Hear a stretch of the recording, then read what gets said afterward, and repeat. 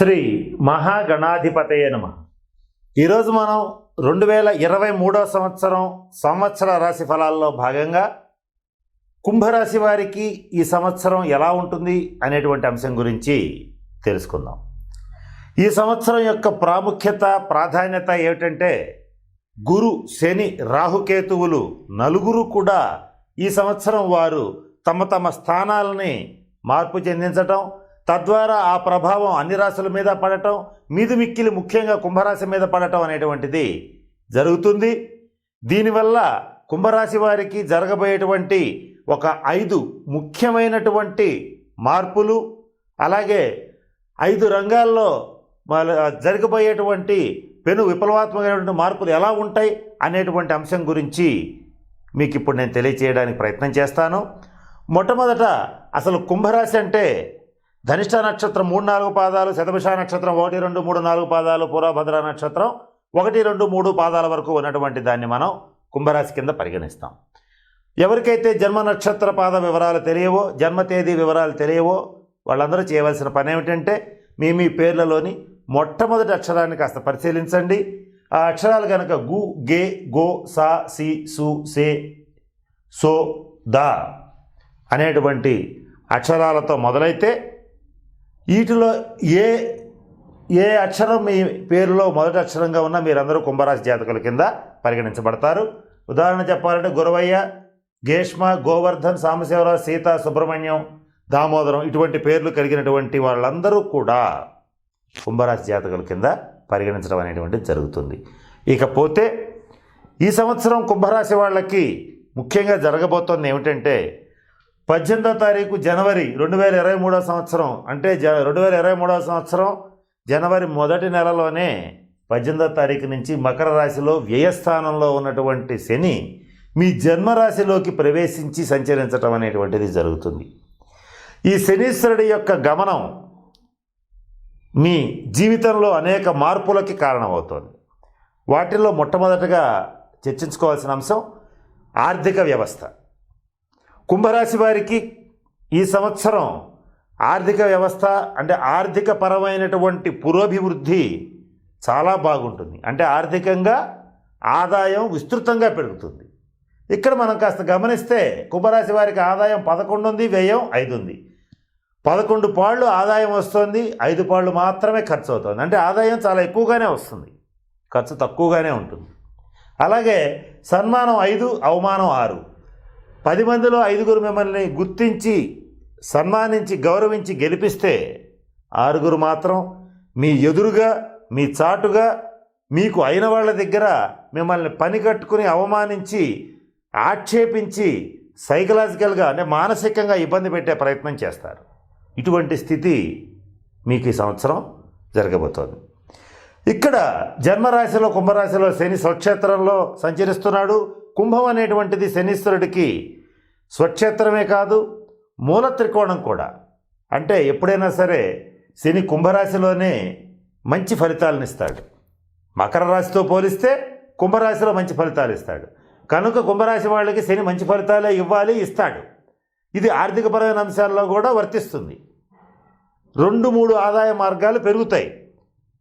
ఒక ఆదాయం కాకుండా 2-3 దారుల్లో ఆదాయం వచ్చి పడుతూ ఉంటుంది. అయితే ఇక్కడ మనం గమనించవలసిన అంశం ఏంటంటే ఏది ఏమైనప్పటికీ శని ఎంత రాజయోగాన్ని ఇచ్చినప్పటికీ ఆర్థికపరమైన అంశాల్లో డబ్బు మీ చేతిలో డబ్బుగా నిలబడే అవకాశాలు తక్కువగా ఉంటాయి. కనుక ఆర్థికపరమైన అంశాల్లో మీరు చేయవలసినది ఏంటంటే స్థిర చరాస్తులు కొనుగోలు చేయటం, అవసరమైతే బ్యాంకు రుణాలు చేసైనా సరే వ్యక్తిగత రుణాలు తీసుకోవద్దు, అత్యధిక వడ్డీలకు అసలు తీసుకోవద్దు. తీసుకుంటే తీర్చే అవకాశాలు దాదాపుగా లేవు. కనుక మంచి బ్యాంకుల నుంచి రుణాలు తీసుకుని స్థిర చరాస్తులు కొనుగోలు చేసుకోవటం, కుదిరితే బంగారం లాంటి వస్తువులు కొనుగోలు చేసి జాగ్రత్త చేసుకోవటం, ఇలాంటివి చేస్తేనే మీకు చేతిలో ధనం నిలబడుతుంది. ఈ సంవత్సరం డబ్బుగా నిలబడాలి అంటే దాదాపుగా అసాధ్యమనే చెప్పవచ్చు. ఇది మొట్టమొదటి అంశం. ఇక రెండవ అంశం ఏంటంటే ఎవరైతే వివాహ ప్రయత్నాలు చేస్తుంటారో వాళ్ళకి ఈ సంవత్సరం మే నెల లోపలే వివాహ ప్రయత్నాలు ఫలించే అవకాశం ఉంటుంది. మంచి సంబంధాలు రావడం అనేటువంటిది కూడా జరుగుతుంది. అయితే ఇక్కడ సంబంధాలు కుదరడం ఇవన్నీ కూడా ఏలినాటి శని సంచారం ఉంది కనుక కొంచెం గట్టిగా ప్రయత్నం చేయాలి. అంటే చేసేటువంటి ప్రయత్నంలో సహజ సిద్ధంగానే కుంభరాశి వాళ్ళకి తొందరగా సమాజంలో జరిగేటువంటి మార్పుల్ని వీళ్ళని తొందరగా అంగీకరించలేరు. అంగీకరించకుండా అంతకు ముందుకెళ్ళి ఆలోచించి తొందరపాటు చర్యలు తీసుకోవటం, తొందరపాటు నిర్ణయాలు చేయటం జరుగుతుంది. ఇటువంటివి వివాహ విషయాల్లో పనికిరావు. కనుక ఈ సంవత్సరం ఎవరైతే వివాహ ప్రయత్నాలు చేస్తుంటారో వాళ్ళు మే లోపలే మీ వివాహ ప్రయత్నాలు ముమ్మరంగా చేయండి. ఫలితాలు బాగుంటాయి. కానీ చేసేటప్పుడు మాత్రం 1కి 2 సార్లు ఆలోచించి చేయటం ఉభయత్ర చాలా మంచిది. ఇక మూడో అంశం ఏంటంటే సంతానపరమైనటువంటి విషయాల్లో ఈ సంవత్సరం మనం జాగ్రత్తగా గమనిస్తే 22 ఏప్రిల్ 2023 నుంచి గురుడు 2వ స్థానంలోంచి 3వ స్థానంలో ప్రవేశిస్తున్నాడు. ఈ కుటుంబ స్థానంలో గురుడు ఉన్నంత వరకు కుటుంబ సభ్యుల మధ్య మంచి అవగాహన, జీవిత భాగస్వామితో మంచి రేపో అన్నీ ఉంటాయి. ఎప్పుడైతే 3వ స్థానంలోకి వెళ్తాడో కుటుంబ సభ్యుల నుంచి కానీ సంతానం నుంచి కానీ కొంత వ్యతిరేకతలు ఏర్పడబోతున్నాయి. అట్లాగే 31 అక్టోబర్ నుంచి రాహువు మేషంలోంచి మీనంలోకి వచ్చేస్తున్నాడు, అంటే కుటుంబ స్థానంలోకి వస్తున్నాడు. అలాగే కేతువు 8వ స్థానంలో కన్యలో సంచరిస్తున్నాడు. దీనివల్ల కుటుంబ సభ్యుల మధ్య పొరపచ్చాలు ఏర్పడే పరిస్థితులు ఉన్నాయి. మీదు మిక్కిలి ముఖ్యంగా మే తర్వాత కుటుంబ సభ్యుల మధ్య వాగ్వివాదాలు, జీవిత భాగస్వామితో నిత్య కలహాలు, నిరంతర గొడవలు, తగాదాలు, ఘర్షణలు, మాట పట్టింపులు ఇవన్నీ పెరిగే అవకాశాలు ఉన్నాయి. మరీ ముఖ్యంగా నవంబర్ డిసెంబర్ నెలలు మాత్రం 2023 సంవత్సరంలో జీవిత భాగస్వామితో వాదోపవాదాలు పెట్టుకోవద్దు, జాగ్రత్తగా ఉండండి. ఎక్కువగా వాదోపవాదాలు పెట్టుకునేటట్లయితే జీవిత భాగస్వామితో విభేదాలు తారాస్థాయికి చేరుకునే అవకాశం ఉంది. ఇక మూడో అంశం ఏంటంటే పిల్లలు సంతానపరమైనటువంటి చిక్కులు ఏర్పడబోతున్నాయి. ఈ శనీశ్వరుడు జన్మ రాశిలో సంచరించడం మొదలుపెట్టిన తర్వాత అంటే జనవరి నుంచి సంతానంతో విభేదాలు ఏర్పడతాయి. సంతాన పురోగతి కోసం చాలా కష్టపడవలసిన పరిస్థితులు ఏర్పడతాయి. మిమ్మల్ని మించి, మీ ఆలోచనకు మించి, మీ స్థాయికి మించి, మీ శక్తి సామర్థ్యాలకు మించి కష్టపడి పనిచేస్తే పిల్లల్ని మంచి స్థితిలో చూడగలుగుతారు, మంచి స్థితిలో ఉంచగలుగుతారు. ఇటువంటి ఇబ్బంది అనేటువంటిది ఈ సంవత్సరం మీకు జరగబోతోంది. ఏది ఏమైనప్పటికీ జ్యేష్ఠ సంతానం విషయంలో మాత్రం చాలా జాగ్రత్తలు పాటించాలి. జ్యేష్ఠ సంతానం విషయంలో విరోధాలు రావచ్చు, ఇబ్బందులు కలగచ్చు, ఏమైనా జరగచ్చు. కనుక ఇటువంటి ఇబ్బందులు ఈ కుంభరాశి వారికి ఈ సంవత్సరం జరగబోతున్నాయి. కనుక ముఖ్యంగా కుంభరాశి వారు చేయవలసింది ఏమిటంటే మందపల్లిలో కానీ, తిరునల్లారులో కానీ, శనిసింగణాపూర్లో కానీ ఈ సంవత్సరం తప్పనిసరిగా 18 జనవరి 2023 తర్వాత నుంచి ఈ సంవత్సరం ఆఖరి లోపల ఒక్కసారైనా సరే శనీశ్వరుడికి తప్పనిసరిగా తైలాభిషేకం జరిపించండి. ఒకవేళ అంత దూరం వెళ్ళలేని వాళ్ళు కనుక ఎవరైనా ఉండేటట్లయితే మీ దగ్గరలో ఉన్నటువంటి శనీశ్వర ఆలయంలో శనివార నియమాలు పాటిస్తూ శనీశ్వరుడికి తైలాభిషేకం జరిపించండి. ఇలా కనీసం ఈ సంవత్సరం 17 శనివారాలు జరిపించేటట్లయితే శనీశ్వరుడి యొక్క సంపూర్ణ అనుగ్రహం అనేటువంటిది లభిస్తుంది. ఇక్కడ మనం ఇంత దూరం చెప్పిన తర్వాత వచ్చే అనుమానం ఏమిటంటే కుంభరాశి వారికి అయితే ఈ సంవత్సరం చాలా తేడాగా ఉంది, లగ్నంలోకి శని వచ్చేసాడు, వచ్చిన తర్వాత ఇక మా పని అయిపోయింది అని బాధపడవలసిన అవసరం లేదు. నేను మొట్టమొదటి మీకు చెప్పిన అంశం ఏమిటంటే కుంభరాశిలో శని రాజయోగకారకుడు, స్వక్షేత్రమే కాదు మూల త్రికోణం కూడా. కనుక శని రాజయోగాన్ని ఇవ్వడం అనేటువంటిది జరుగుతుంది. ఈ సంవత్సరం కుంభరాశి వారికి తప్పనిసరిగా వారి వారి వృత్తిలో కానీ చేసేటువంటి ఉద్యోగంలో కానీ అత్యున్నతమైనటువంటి స్థితికి చేరుకోగలుగుతారు. చేరుకున్నటువంటి స్థితిని నిలబెట్టుకోవడం కోసం అత్యధికంగా 24/7 ఖచ్చితంగా పనిచేయవలసినటువంటి పరిస్థితులు ఉంటాయి. అత్యధిక శ్రమకి గురయ్యేటువంటి స్థితి కూడా ఉంటుంది. శారీరకంగా మానసికంగా ఎక్కువ శ్రమ చేయటం కూడా జరుగుతుంది. తద్వారా అకాల నిద్ర, అలాగే నిద్ర వేళకి పడకపోవటం, అకాల భోజనం, వేళకి భోజనం చేయకపోవటం, నిరంతర శ్రమ వల్ల శరీరం కాస్త అనారోగ్యానికి గురవటం, అనారోగ్య బాధలు కలుగుతాయి. వీటి దారి వీటిదే, రాజయోగం దారి రాజయోగందే. ఇవి రెండూ జరగటమే ఈ సంవత్సరం కుంభరాశి వాళ్ళకి ముఖ్యంగా చెప్తున్నటువంటి 4వ విషయం.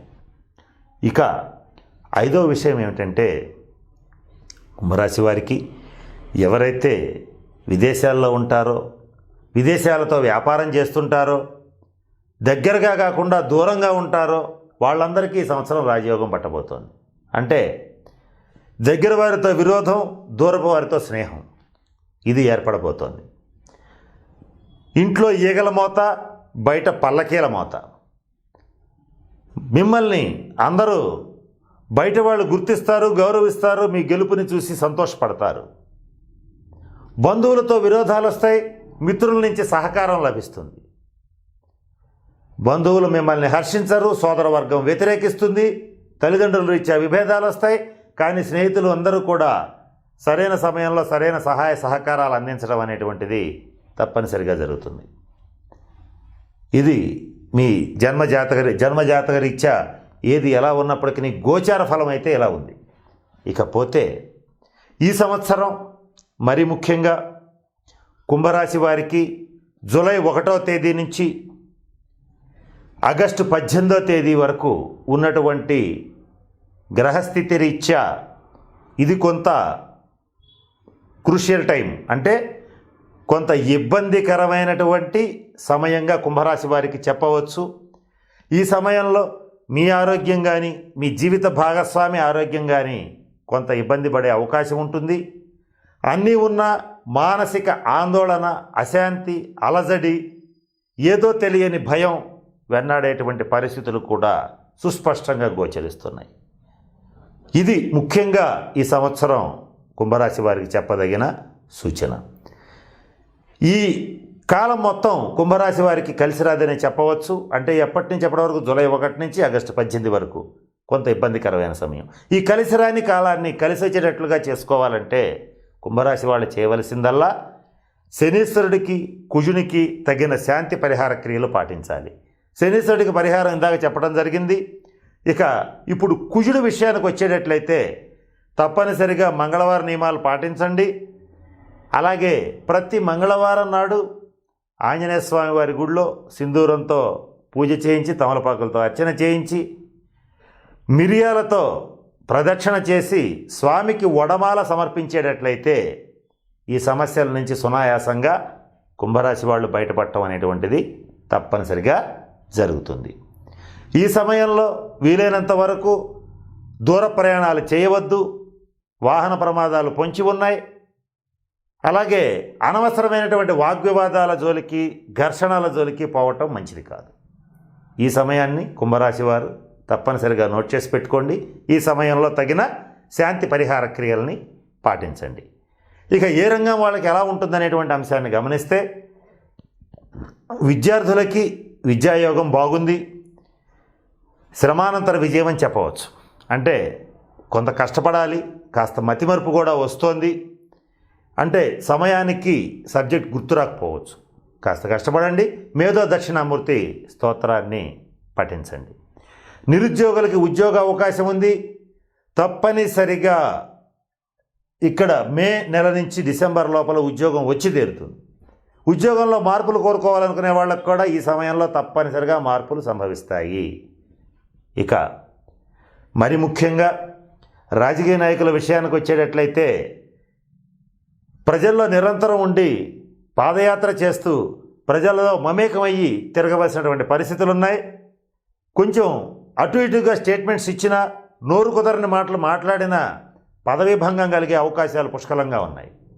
పదవి పోవచ్చు, ప్రజాగ్రహం కలగచ్చు, కేసులు అవ్వచ్చు, ఐటీ రైట్స్ అవ్వచ్చు, ఈడీ రైట్స్ అవ్వచ్చు, ఏదైనా జరగచ్చు. అటువంటి పరిస్థితులు ఉన్నాయి. అటువంటి వాళ్ళు వాళ్ళ వ్యక్తిగత జన్మ జాతక రీత్యా తగిన శాంతి పరిహార క్రియలు పాటించడం అనేటువంటిది ముఖ్యంగా రాజకీయ నాయకులకి చెప్పదగినటువంటి సూచన. సినీ టీవీ రంగ కళాకారులకి బాగుంది. మంచి ప్రాజెక్ట్స్ వస్తాయి. మరిన్ని శుభ ఫలితాలు రావాలంటే మాత్రం శుక్రుడికి సంబంధించిన శాంతి పరిహార క్రియలని పాటించండి. ఇక స్వతంత్ర వృత్తులు చేసేటువంటి డాక్టర్స్, లాయర్స్, ఇంజనీర్స్ వీళ్ళ విషయానికి వచ్చేటట్లయితే చాలా కష్టపడాలి. నిరంతరం శ్రమ చేస్తేనే ఫలితం ఉండేటువంటి పరిస్థితులు కూడా గోచరిస్తున్నాయి. రియల్ ఎస్టేట్ రంగంలో ఉండేటువంటి వాళ్ళకి ముఖ్యంగా మే నుంచి జూలై లోపల ఉన్నటువంటి సమయంలో మీ కావాల్సినటువంటి ప్రాజెక్ట్స్ అన్నీ కూడా పూర్తవుతాయి.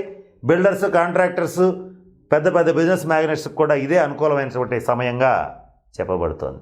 సాధారణ వ్యాపారస్తులకి కూడా ఇదే సమయం మంచి శుభ సమయంగా చెప్పబడుతోంది. మిగిలిన సమయాల్లో అధికంగా శ్రమ చేయవలసినటువంటి పరిస్థితులు గోచరిస్తున్నాయి. ఇక అందరూ అడుగుతున్నది ఏంటంటే రైతులకి సంబంధించి ఎలా ఉంటుందని చాలామంది అడుగుతున్నారు. ఈ సంవత్సరం నలుపు, తెలుపు పంటలు బాగుంటాయి, ఎరుపు పంటలు బాగోవు. మొదటి పంట చాలా లాభసాటిగా ఉంటుంది, రెండో పంట ఇబ్బందికరంగా ఉంటుంది. ఏదేమైనప్పటికీ మన దేశంలో వ్యవసాయం అనేటువంటిది దండగా రైతే రాజు అనేటువంటి నినాదం ఉత్తి స్లోగనే కానీ నిజం కాదని అంటున్నారు. కానీ ఇదైతే ఇప్పటికి నిజం కావచ్చేమో కానీ రాబోయే సంవత్సరాల్లో ఇది ఒక స్లోగన్లా కాకుండా నిజం కాబోయేటువంటి రోజులు వస్తున్నాయి. కనుక ఎవరైతే రైతులు ఉంటారో వాళ్ళు వాళ్ళ పొలాలను అమ్ముకోవద్దు. కాస్త ఇంకొన్ని సంవత్సరాల పాటు కనుక వ్యవసాయం చేయగలిగితే తప్పనిసరిగా రైతే రాజు అనేటువంటి నినాదం నిజమవుతుంది. ఇది రాజకీయ నాయకుల యొక్క శుష్క వాగ్దానం కాదు, జ్యోతిషశాస్త్రం చెప్పేటువంటి నిజం. ఇక కుంభరాశి స్త్రీల విషయానికి వచ్చేటట్లయితే నూతన వస్త్ర ఆభరణాలు, గృహ సౌఖ్యం, వాహన సౌఖ్యం ఏర్పడబోతున్నాయి. వీటిల్లో ఏదో ఒకటి తప్పనిసరిగా కొనుగోలు చేయడం అనేటువంటిది జరుగుతుంది. ఈ విలువైనటువంటి వస్తువులను కానీ ఆభరణాలను కానీ కాస్త జాగ్రత్త చేసుకోండి. మీ మతిమరుపు వల్ల కానీ మరొక ఏదైనా కారణం వల్ల కానీ ఇవి చేజారిపోయే అవకాశం ఉంది. అటువంటి పరిస్థితులు రానియకుండా జాగ్రత్తలు పడటం అనేటువంటిది ముఖ్యంగా కుంభరాశి వారికి చెప్పదగినటువంటి సూచన. కనుక నేను చెప్పినటువంటి అన్ని అంశాలని దృష్టిలో పెట్టుకుని కుంభరాశి వారు తగిన శాంతి పరిహార క్రియలను పాటించండి. నవంబర్, డిసెంబర్ నెలలో మాత్రం సర్పదేవతారాధన చేయండి, సర్పసూక్త పారాయణ చేయించుకోండి. ఇటువంటివన్నీ చేసి కుంభరాశి వాళ్ళు ఈ సంవత్సరం తప్పనిసరిగా మంచి అష్టైశ్వర్యాలతో, భోగభాగ్యాలతో ఉండాలని ఆ పరమేశ్వరుని ప్రార్థిస్తున్నాను. స్వస్తి.